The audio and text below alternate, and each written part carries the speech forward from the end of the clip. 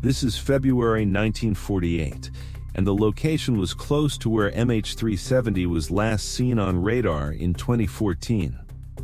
That is, straight off Malacca. This place is a thin strait between Malaysia and Indonesia, from where thousands of ships pass through the world. That day, the weather was absolutely clear, the sea was silent, and the wind was as calm as usual. On this road, many ships of the United States and Britain were traveling. Everything was going normally, but suddenly the radio of many ships present there received a strange signal. This strange signal was in Morse code format. Morse code is certainly an old-school way of communication, but it was much more reliable than voice messages. Normally, if a voice is transmitted on the radio, it depends on the obstacles in the distance, atmosphere, such as fog, dust, humidity, and line of sight. And when there are obstacles, the audio message does not reach the receiver completely. Either it fades or reaches the receiver end with a lot of distortion. On the contrary, Morse code is a combination of dots and dashes, which can be decoded at the receiver end to make a complete sentence in English. The biggest advantage of this message is that it can be sent thousands of kilometers away despite the obstacles in the atmosphere. The Morse code that the ships received on Malacca Strait that day started something like this: 3 dots, 3 dashes, and then 3 dots again. And the same pattern was repeated twice, and a long sequence of dots and dashes was written ahead. If it is decoded from Morse code, the initial part means SOS SOS. The translation of the entire message is something like this: SOS SOS from the steamship SS Ourang Medan. It is requested that the ship with shortwave wireless contact the doctor. Immediately, this was the first message to be received. After that, without any waiting, the second message comes. And its translation was something like this: probably the second officer is dead. The other crew members have also died. Do not give medical advice. It is a request for immediate help from the SOS warship. After this second message, Ourang Medan sent his position, and then sent the last message, which was perhaps incomplete. The last message was only "I die," and the message was over. After this last message, a long silence was heard. The radio operators of the other ships immediately responded, but no response came from the front. For the next few minutes, this silence was constant, and the ships that were on board and the ships that received this message, it became clear to them that something terrible has happened to this ship named SS Ourang Medan. After receiving these terrifying messages, the Silver Star was the closest American merchant ship. The captain of the Silver Star decided to go to the location from where the signal came. He changed his route and quickly started heading towards SS Ourang Medan. At first he thought that the ship was sinking or that it had been attacked. After several hours of travel, when the Silver Star reached near that location, he saw, with the help of binoculars, that there was really a ship on that location. When he got closer, the crew of the Silver Star was surprised to see that SS Ourang Medan was in perfect condition. Neither was the ship damaged from anywhere, nor were there any signs of filling water in it. It was just silently floating on the water. If anything was strange, it was that despite having a steam engine, no smoke was coming out of the chimney above. The strangest thing was that there was no movement on the deck. Such a big ship, and completely silent. The captain of the Silver Star did not understand anything. He made several calls on the loudspeaker, rang the horn, but there was no sound other than the sea waves. Finally, the captain of the Silver Star decided to send his team on that ship so that the mystery could be revealed. When a rescue team boarded SS Ourang Medan, the atmosphere inside was getting very cold and completely silent. In the meantime, he saw the first corpse. It was not an ordinary corpse, but that man's face was covered with fear. His eyes and mouth were completely open. It felt like he had seen a very scary scene while dying. His body was stiff and his hands were spread forward, as if he was trying to stop something. As the rescue team moved forward, they found more corpses. Bodies were scattered all over the deck. The captain was dead in his place.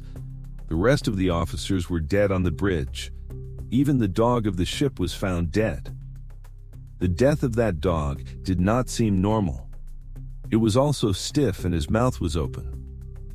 The most surprising thing was that there were no signs of injury on any body. There was no blood, no injury, nor were there any signs of fighting. It was just a scary expression on everyone's faces. When the rescue team reached the radio room, they found the corpse of the same radio operator who had sent all these radio messages. His fingers were still on the Morse code key in the same condition when he had sent the message of "I die." The rescue team of Silver Star had confirmed one thing, that something very abnormal had happened here. Because there were no clear signs of injury on the corpses and everyone died of fear. At this point, they decided to tie the ship with ropes and take it to the nearby port so that further investigation could be done on it. The rescue team had just started tying the ropes when smoke began to come out of the lower part of the ship. Cargo hold no. 4. There was only a little smoke at first, but as soon as they saw it, the fire erupted. The fire spread so fast that the rescue team had no choice but to run. They immediately jumped back into their small boats and saved their lives and headed for Silver Star. As soon as they reached their ship, there was a powerful explosion in the SS Ourang Medan, which spread the wreckage of the ship far, far into the sea. As soon as they saw it, the mysterious ship sank into the depths of the sea with all its secrets and those horrific corpses. Now there was no evidence left there. Only the testimony of the crew members of Silver Star, in front of whom this whole incident had happened. Because there was no evidence, many people called it a false story, and some people started making conspiracy theories about it. Some researchers said that no ship named SS Ourang Medan was officially registered. Lloyd's shipping register, which records all the ships in the world, did not find any name of this ship. But on the other hand, researchers who believe in this incident believe that it was the time after World War II. Because it was the time after World War II, at that time, many ships were running under fake names or were not registered. It is possible that SS Ourang Medan was one of them. Or he was involved in some illegal activity, that's why he was not registered. Sometime later in 1954, an article was published in the Dutch newspapers in which this whole incident of SS Ourang Medan was described. Some people's interviews were also published in this, who had previously worked on this mysterious ship. Some crew members were among them who said that Ourang Medan was involved in smuggling illegal goods. That's why it was not registered. When the ship's owner was tried to be traced by his statements, the owner could not be found due to a lack of evidence. Many years after this incident, in May 2003, the American intelligence agency CIA published some secret files, in which one file was related to this mysterious ship, SS Ourang Medan. This was a letter that was written to the CIA on May 29, 1958. In this letter, the author mentioned with all the details of this incident that I am sure that if the SS Ourang tragedy is solved, then the answers to the mysteries of many missing airplanes and ships will be found.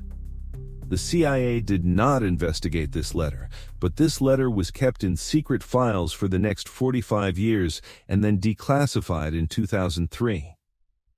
Even today, it is available on the CIA website. At that time, the most popular and logical theory was that a dangerous chemical was loaded on SS Ourang Medan. Remember that at that time, World War II had just ended. Japan and Germany had a lot of deadly chemicals. It is said that this ship was smuggling these deadly chemicals, such as potassium cyanide or nitroglycerin. According to experts, if the salty water of the sea is mixed with potassium cyanide, it will produce extremely poisonous gas. It goes into the lungs of a person and does a chemical reaction, and if he suffocates, he can die immediately. This theory proves why there were no injuries on the bodies found there. Nitroglycerin is an explosive chemical. If it is not stored properly, it can explode on its own. It is possible that the fire seen by the rescue team was the result of this chemical. Another angle is that this ship was carrying the goods of Unit 731. Unit 731 was the scary unit of the Japanese army that did biological experiments on humans. When Japan lost the war after the American intervention, the United States wanted to shift its scientists to itself. It is possible that this ship was carrying the same secret biological weapons or chemicals, and the entire crew was killed on the way due to leakages. Because it was a secret mission, the ship was not registered anywhere, and when the CIA declassified that letter 45 years later, people's belief in this theory became even stronger. Another interesting point is that the crew of the Silver Star said that the atmosphere there was very heavy. The death of the dog and his freezing in the aggressive post shows that he may have seen something scary there. This point points to the supernatural mystery of this incident. The truth of SS Ourang Medan is still buried deep in the depths of the sea. We can only guess that if we think logically, chemical leak theory seems to be the strongest. The chemicals of the Japanese war crimes, smuggling them, and the lack of safety took the lives of those poor sailors. This incident is one of those few incidents in the world that reminds us how many secrets are hidden in the sea. Even today, when ships pass through the Strait of Malacca, old sailors remember the story of SS Ourang Medan. This story tells us that no matter how much progress a person makes, he is still helpless in front of nature and fate. We hope you will like and thank you very much for your lovely comments. See you in the next video.